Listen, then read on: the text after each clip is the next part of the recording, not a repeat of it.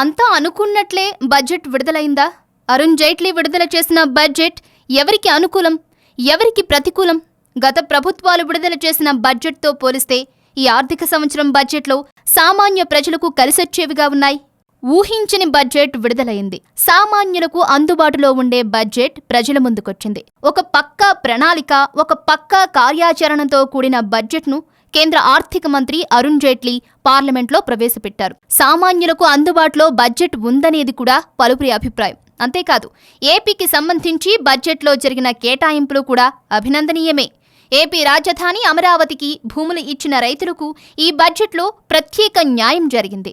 భూములు ఇచ్చిన రైతులకు పన్నులు మినహాయిస్తున్నట్లు జైట్లీ చేసిన ప్రకటన రాష్ట్ర ప్రజల నుంచి హర్షం వ్యక్తం చేసింది. అయితే బడ్జెట్ సమర్పణను వాయిదా వేయాలని కొందరు ప్రతిపక్ష సభ్యులు కోరినప్పటికీ లోక్సభ స్పీకర్ అనుమతించలేదు. దీంతో జైట్లీ సరిగ్గా 11 గంటలకు బడ్జెట్ ప్రసంగాన్ని ప్రారంభించారు. 2017-18 వార్షిక బడ్జెట్ 21.47 లక్షల కోట్లుగా పేర్కొంటూ బుధవారం లోక్సభలో ప్రవేశపెట్టారు. గత సంప్రదాయాలకు భిన్నంగా ఈసారి ఫిబ్రవరి 1ని బడ్జెట్ను ప్రవేశపెట్టారు. రైల్వే బడ్జెట్ను విలీనం చేసిన తరువాత ప్రవేశపెట్టే సాధారణ బడ్జెట్ ఇది. రైల్వే రంగానికి 1.31 లక్షల కేటాయింపులు జరిపారు.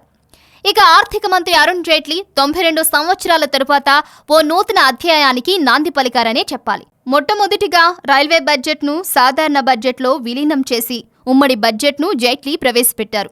ఈ బడ్జెట్లో రైల్వేకు ప్రత్యేక నిధిని కేటాయించారు. ఈ టికెట్స్పై సర్వీస్ ఛార్జీని తొలగించారు. ఈ 2 అంశాలు తప్ప రైల్వేలకు కేంద్ర ప్రభుత్వం ఆశించిన రీతిలో నిధులను కేటాయించలేకపోయింది. ప్రతి సంవత్సరం చెప్పినట్లుగానే రైల్వేల్లో వసతులను మెరుగుపరుస్తామని చెప్పడం మినహా అంత గొప్ప నిర్ణయాలేమీ రైల్వేల విషయంలో మోదీ సర్కారు తీసుకోలేదు. అయితే 2017-18 నాటికి కనీసం 25 రైల్వే స్టేషన్లను ఉత్తమంగా తీర్చిదిద్దేలా చర్యలు తీసుకోవడం, 2019 నాటికి అన్ని రైల్వే కోచ్ల్లో బయో టాయిలెట్స్ను అందుబాటులోకి తేవడం, 2020 కల్లా అస్తవ్యస్తంగా ఉన్న రైల్వే క్రాసింగ్స్ వద్ద పటిష్టమైన భద్రతా ఏర్పాట్లు, 22% పెంపుతో రైల్వేకు బడ్జెట్లో నిధుల కేటాయింపు వంటివి మాత్రం ఈ ఏడాది రైల్వేకు జరిగిన కేటాయింపుల్లో ప్రధాన అంశాలు. అంతేకాదు, నిజాయితీ పరులపై భారం తగ్గించేందుకు పన్ను భారాన్ని తగ్గిస్తున్నట్లు ప్రకటించారు. 2.5 లక్షల నుంచి 5 లక్షల మధ్య ఆదాయం గల వ్యక్తులకు ప్రస్తుతం ఉన్న 10% పన్నును 5%కి తగ్గించారు. ఇది సామాన్యుడికి గొప్ప ఊరట అని విశ్లేషకులు చెబుతున్నారు. అత్యధిక సంపన్నులకు 15% పన్ను విధిస్తున్నట్లు ప్రకటించారు. ఇతర కేటగిరీల అసెస్సీలకు పన్నుల్లో 12,500 రిబేటు ఇవ్వనున్నట్లు ఆయన తెలిపారు. దీంతో 3 లక్షల వరకు వ్యక్తిగత ఆదాయం ఉన్న వారిపై పన్ను భారం పడదు. అయితే ప్రతిపక్షాలు మాత్రం కేంద్ర బడ్జెట్పై పెదవి విరుస్తున్నాయి. జైట్లీ ఉపన్యాసం బాగానే ఉన్నా బడ్జెట్లో పసలేదంటూ ప్రతిపక్ష నేత రాహుల్ గాంధీ విమర్శించారు. ప్రజలు ఆశించిన రీతిలో బడ్జెట్ను ప్రవేశపెట్టలేదంటూ ఆయన విమర్శించారు.